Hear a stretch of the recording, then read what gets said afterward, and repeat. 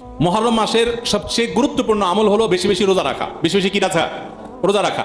নবী করিম সাল্লাল্লাহু আলাইহি সাল্লাম বলেছেন, আফদালুস সিয়ামি বা'দা রমাদান শাহরুল্লাহিল মুহররম। আল্লাহর কাছে রমজানের পরে নফল রোজার জন্য সবচেয়ে আদর্শ এবং শ্রেষ্ঠ মাস হলো মুহররম মাস। এই জন্য ভাই মুহররম মাসে বেশি বেশি নফল রোজা রাখার চেষ্টা করতে হবে। বেশি বেশি তো দূরের কথা, অনেকে একটাও রাখতে পারেন না, অন্তত 2-4টা হলেও রাখার চেষ্টা করবো ইনশাআল্লাহ। মুহররম মাস কিন্তু শুরু হয়ে গেছে, মুহররম মাস আরম্ভ হয়ে গেছে। আমরা এখন মুহররম মাসের মধ্যে আছি। সম্মানিত মাসের মধ্যে সম্মানিত 4টা মাস আছে, এর ভিতরে সবচেয়ে শ্রেষ্ঠ হলো এই মুহররম মাস, বছরের প্রথম মাস, হিজরি বর্ষের।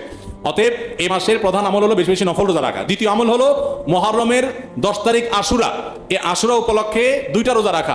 9 আর 10 রাখলে বেশি উত্তম, আর না হলে 10 আর 11 এই 2টা রোজা রাখা নারী পুরুষ সকলের জন্য সুন্নাহ। নারীরা যদি মাসিক অবস্থায় না থাকেন তারা রাখবেন না, মাসিক অবস্থা না থাকলে তারা রাখবেন না। তাদের নিয়ত থাকলে আল্লাহ তাআলা তাদেরকে এমনিতে সওয়াব দিবেন ইনশাআল্লাহ। তাহলে মুহররম মাসে আমল হলো বিশেষ রোজা রাখা, বিশেষ করে আশুরা রোজা রাখা। এবারে মুহররম উপলক্ষে স্পেশাল কোনো আমল নাই যে এই মাসের জন্য আলাদা